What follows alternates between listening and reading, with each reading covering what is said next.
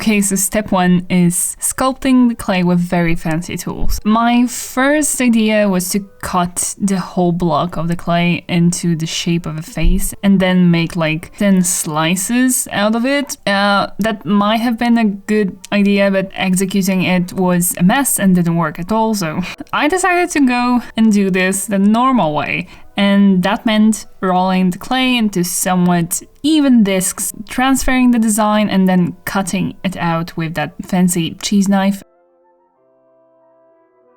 And tenderly patting them on their buttocks with a guitar pick. Guitar picks are so good for this, like they are so precise. 12 out of 10 would recommend and would use again. And I'm really just repeating it over and over with the rest of the bunch, trying to get somewhat consistent thickness of the pins and trying to keep the sides smooth enough. Of course, you can always use your fingers. I use them like interchangeably with the guitar picks. One thing would be watch out for air bubbles. It's better to get rid of them during the sculpting process because they tend to get bigger when you bake them. Baking is just, baking. Just bake them according to the instructions and that's it. And I used some baking paper because my mom said so.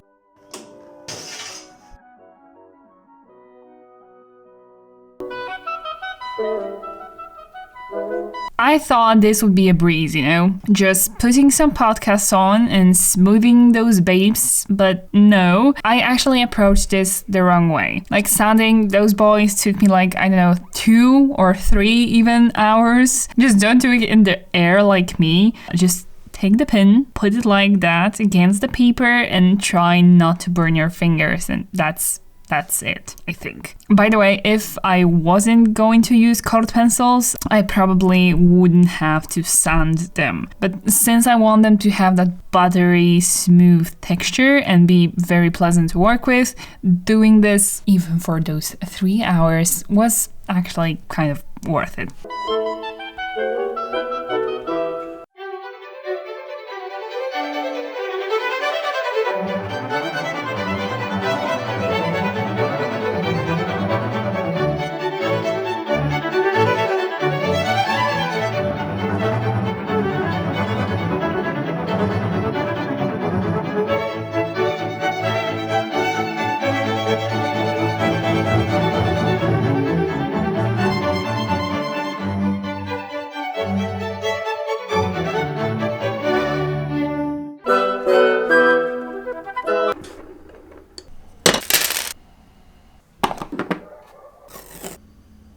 This is where things get a bit complicated because I didn't really pay attention to what made the first test pin so great to work with and the colored pencil so smooth. Right here, I'm putting on those pins 2 very thick layers of paint, and my dudes, this was a mistake. You will see in just a bit why this was a mistake. After painting the base of all of the pins, it was time to paint in some details. I got my references, the test pin and the original drawing, and decided to try and replicate the illustration onto the new pins. I knew that replicating them in full detail isn't really achievable, but I still wanted to try and make them as similar to each other as possible. When colored pencils came into the mix, I sensed something was kind of off. Layering them didn't work like the last time, like with the test pin. Instead of buttery smooth transitions, the crayon started to crumble and crack very quickly. The pigment didn't want to stick to the surface of the pin and the colors were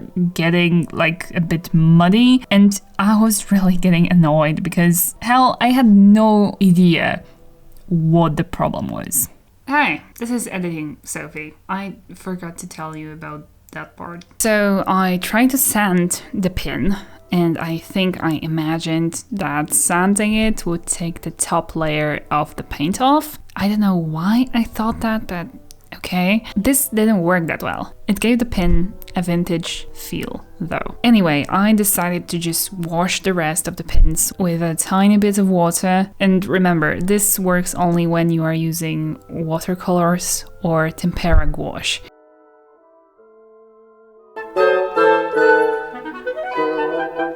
I'm gonna tell you some mistakes that I did and what I've learned from all of this so far. First, the base. If I want to go in with colored pencils, the gouache base has to be very thin. Thick layers don't work. They add unwanted, for me at least, texture. They are horrible to work with when it comes to colored pencils. They like dissolve the pigments and make them fall off.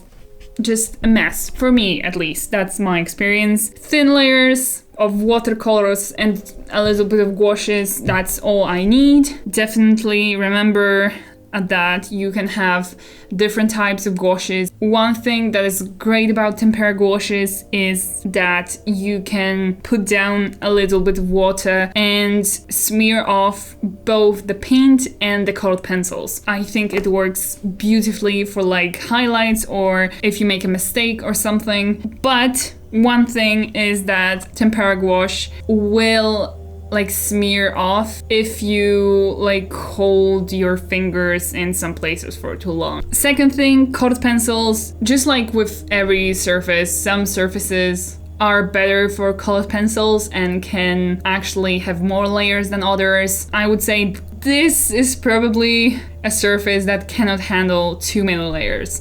But you can work around that. You can always add some more gouache and then go in with colored pencils again. But it's good to remember that you cannot have too many layers on this surface. The last thing is, because I have very thin layers of color, they are not very vibrant. I have to build up my color mostly with colored pencils. I don't mind, I actually like it. But if I want something to be darker and have very sharp details, I will go with gouaches. A few words about the UV resin thing. Before painting, I attached the pins to a piece of old erasers with a piece of tape that I rolled like this. UV resin dries super quickly when there's sunlight, so I used blinds to completely shield the pins from the sun. It gives you those 3-4 seconds more to just cover the whole pin along with the sides. And after doing that, I used some rubbing alcohol to clean my brush, though honestly it doesn't do all that much. There's always some resin left on the brushes, so after I finish painting I usually go and give those brushes a wash with turpentine and then with water and soap. It's a good idea to wipe the pins with a dry cloth before the painting. You know, it gets rid of dust and fibers. And the resin I'm using is a Chinese brand that's available I think everywhere. Second thing, I'm using a very cheap USB powered nail lamp. It's very small and light and it's not very strong, but does the job well. After all of that, I usually leave the pins in the sun to get rid of the tackiness. So yeah, leave them for a day and you're ready to go and attach the pin bags. It's me again. Attaching the pin bags is actually pretty easy. First, I test how the pin would behave when attached to a piece of clothing, just to see how it would look like. Then I cleaned the back of the pins to get rid of any paint. It's important, especially with tempera gouache, because if you don't clean it, there is a slight chance it's going to stain the clothing. To attach the pins, I'm using industrial glue. They probably would be fine after I just left them with just one coat of the glue, but I wanted to make sure they are very securely attached and slapped on some more of that glue and cover the bags completely. The only thing left to do is wait 24 hours or more, and there you go. I gotta say, like, the UV resin is so great. It's actually one of the most important steps in creating those pins. Not only the shine is so satisfactory to watch, but also the colors seem to be more deep and vibrant after you coat them with resin. It's compared to an acrylic varnish I used the last time, the difference is huge.